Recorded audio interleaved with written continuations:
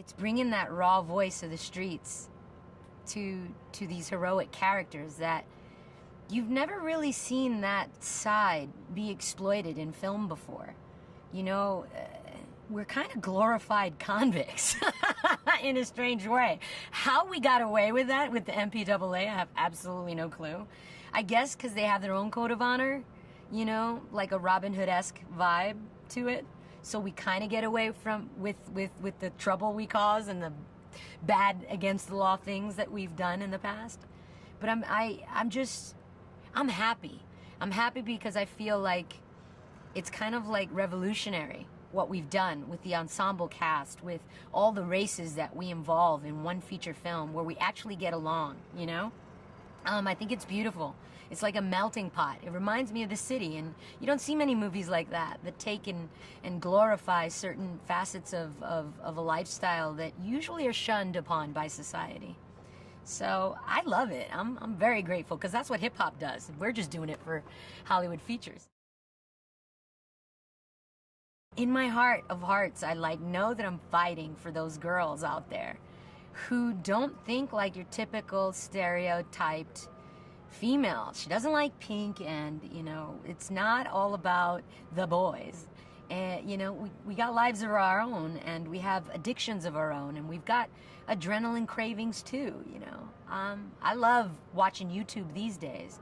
You see things that you never would have seen a girl do, you know, 10, 14 years ago. It's just beautiful to me to see where we've come, you know, as women, just, you know, in the genre of extreme sports. I'm just really, really happy about where it's going. And I'm glad that the Fast and Furious franchise has so much to do with that evolution. She's a symbol for these girls. We need to pay respect to that and represent, you know. So I'm very grateful, and I'm always very curious to see where she's gonna go, because there's so many twists and turns, you know. Life has so many twists and turns. I am really excited to see what's gonna happen with the franchise once we've grown up, and we're at that point now. In Fast and Furious 7, you're gonna see people who've outgrown a lot of things. And I think that, you know, there's a whole generation of kids and parents who went to go see these films with their kids, and they're going to be able to relate. So I'm always excited to bring that to the screen, because the relatability factor with this world of $300 million films and sci-fi, it's pretty hard to get there. You know, there's so much extraordinary things going on with the special effects, and you got robots and Transformers, and you got superheroes in all these movies, that, you know, I kind of, you know, miss those family moments. And that's something that I think all sorts of different races around the world could relate to, and I'm very proud that the franchise stays true to that. You don't even understand, like, how it feels for me 14 years later to be pulling back in reverse with the crowd of extras who are all obviously fans, because there's no way that you cannot be a fan of the franchise and be screaming in 110-degree weather while the sun is bearing down on you take after take, and be showing love.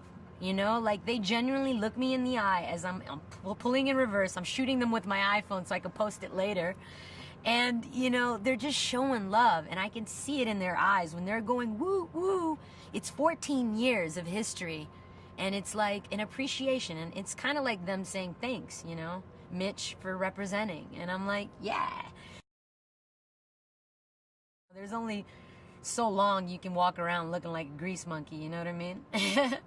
After a while, you kind of got to grow out of it and see where it takes you. I love a good makeover, you know? I mean, for a second there, I was gonna be a sniper on a roof. And you know what? I was like, you know what? Actually, my entire career has been spent in a tank top and jeans. Hey, Chris, how about we throw me in a dress? This was an amazing Oh, it was so cool. Yeah, I was really happy about that. I had my girly moment. Definitely had my girly moment. Of course, I had to get bruised up in the process. I think that, you know, the Fast and Furious franchise is a perpetual competition against itself. I don't think there's any other way of describing it, really. So ultimately, we have to, one up whatever we did before. For the actors, it's building relationships and it's evolving the characters. For the writers, it's mostly the action and one-upping, whatever crazy, sequences they did before. So you've got all of the stunt teams and the special effects guys trying to fathom what their limitations are. For Fast 7, I think the most powerful thing is going to be the legacy that has been left behind, for everybody.